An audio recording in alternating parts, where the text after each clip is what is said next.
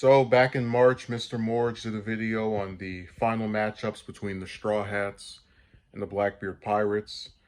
Um, I liked it, but I have to say, watching the video left me with a sort of, what's the way of saying it, disillusion, and I'll explain why. So, expectations are something that One Piece has been dealing with pretty much, I'd say, ever since it existed.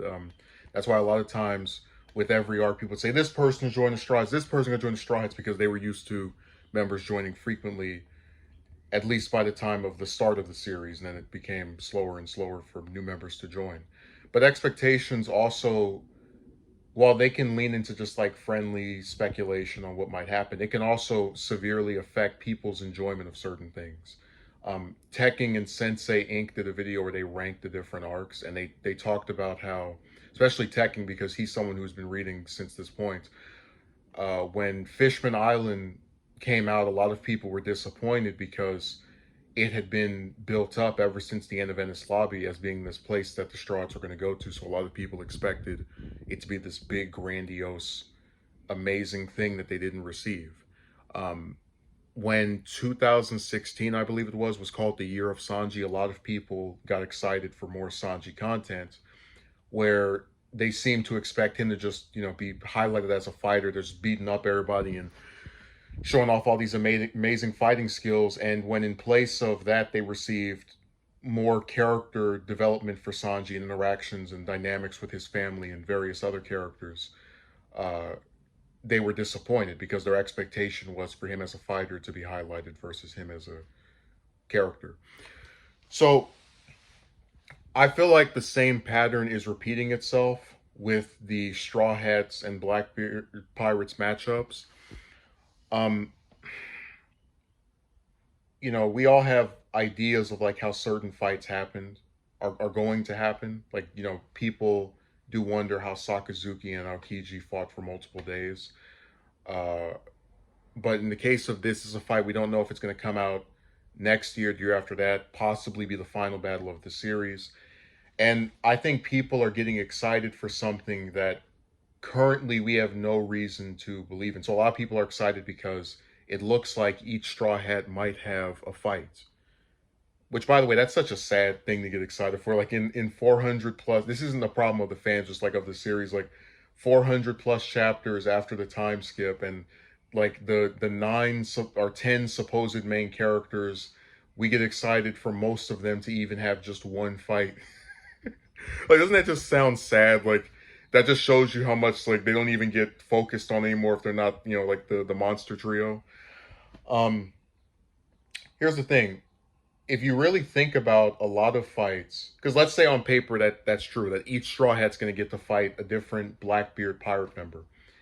If you put it on paper and you think about each Straw Hat that again is not Luffy, Zoro, or Sanji, and they do get a fight, how often is that fight relatively short? Like, think about Frankie versus Senior Pink. A lot of people usually don't point to that as being one of their favorite things of Dressrosa because it was over relatively quickly in comparison with, Luffy versus, Luffy and Law versus Doflamingo, just as an example. Um, the point is when Straw Hats that are not the big three usually get a fight, typically it's not that long. And I feel like waiting years and years for a fight that's only one chapter, maybe one and a half chapters, kind of sucks. Now, of course, if I had my way, each fight would probably be maybe 5, 6 chapters, seven. Because again, these if these are the final battles that these different characters are ever going to have, I want something lengthy. But there's no reason to believe that's going to be the case. For all we know, the Straw Hats can meet the Blackbeard Pirates somewhere, and then it's Robin versus Katarina Devon, and then um, Basco Shot versus Usopp, and those two battles take place in like one chapter, and then it moves to the next two. Just it'll be this really quickly done thing. And I know a lot of people will try to say, "Oh, you want things to be longer? The series is already long." But if these are the final battles of the series for these characters that we've been following for, in some cases, 20 years, I do expect some longer battles. Now, the other issue, And this goes back, this is just like a thing I've had where a lot of people like speculate the series will end in 5 years, 6 years, whatever years. Is that there's a lot of characters by nature of this being a series with a lot of characters who are underdeveloped, who we know very little about, who we might see a power spotlight or showcase of, but other than that, we really don't know that much about them. And I feel that's what you could say about literally every single member of Blackbeard's crew, other than him, of course, and then maybe Burgess and Shiryu. I say Burgess because he was the only member that was used in Dressrosa, where you got like a nice little spotlight. And, you know, the reason I'm excited for Luffy versus Blackbeard is because we have enough emotional resonance with that conflict to know that it's something that needs to be resolved, or to feel as if it's something that needs to be resolved and know why it most likely will occur. Blackbeard is the person who, even though he didn't directly kill Ace, by defeating him and handing him over to the Marines, triggered the event that led to his demise, along with taking out Whitebeard, who is one of the few benevolent top pirates that we've seen in the series. So there's a lot of reason for us as the viewer to not only want to see Luffy get revenge or get into a conflict or fight with Blackbeard, but also to see him be defeated. In the case of the other members of his crew, however, you know, it's like, imagine it's Sanji versus Burgess, right? What do we know about Burgess? What emotional resonance are we supposed to feel by seeing two characters who have never met each other go toe to toe? And I bring that specific matchup up because that's one that I've seen people use in different videos, Sanji versus Burgess, Zoro versus Shiryu. And it really sucks because unlike those other ones, except for Luffy versus Blackbeard, because that's the one they've had multiple encounters with each other, there was a really strong chance for Sanji and Burgess to actually be something that I could be excited for.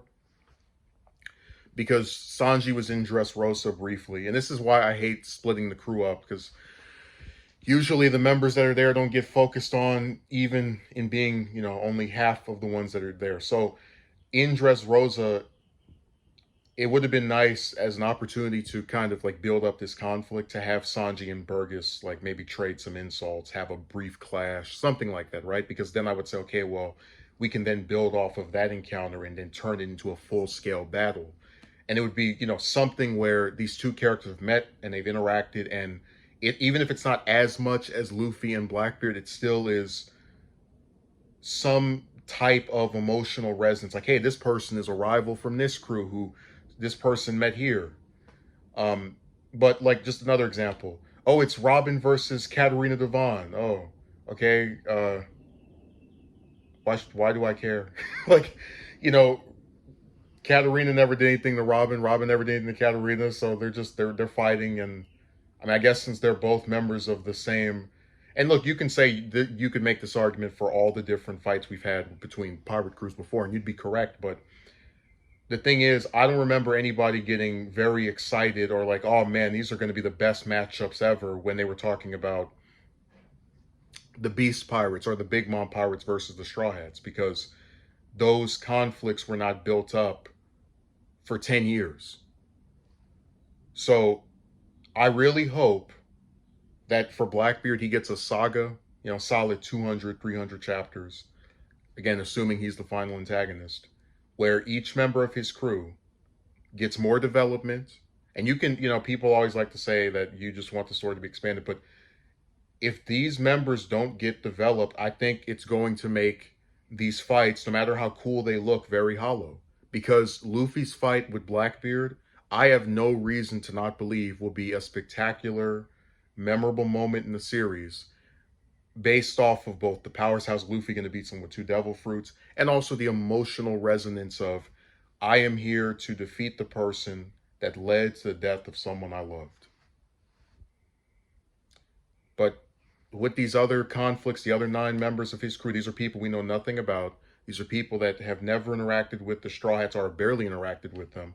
So I can't really feel excited. And I'm not here to tell anybody they shouldn't be excited for these conflicts. I just don't want another, let's say, you know, it turns out to just be like they don't meet these people, like another decent part of One Piece to be turned into being something bad because people's expectations did not align with what we were set up to believe. As things stand, we have no reason to believe we're going to get these amazing, these amazing fights between Blackbeard's crew and Luffy's crew. So I'm only saying this because I really hope that things change. But as things currently stand, I don't really understand why people are so excited for these fights. Again, based off of what I've said here. If you just like the spectacle, that's fine. If you just want to see Luffy and Blackbeard fight, I'm right in there with you. But I hope that the crew members that Blackbeard has get developed, because they all seem to be interesting characters who just get stuck playing cameo arc after arc, and I hope it's building up to something. I don't want this to turn into a situation where, oh yeah, Zoro just beat up this prison guard that we know a couple of things about that he never met before. Whoop de doo. So I hope you understand why I'm not excited for these fights, and why I hope that people don't let their expectations cause them to dislike the final parts of the series. Um, and I want things to improve, and I don't say this to rain on anyone's parade.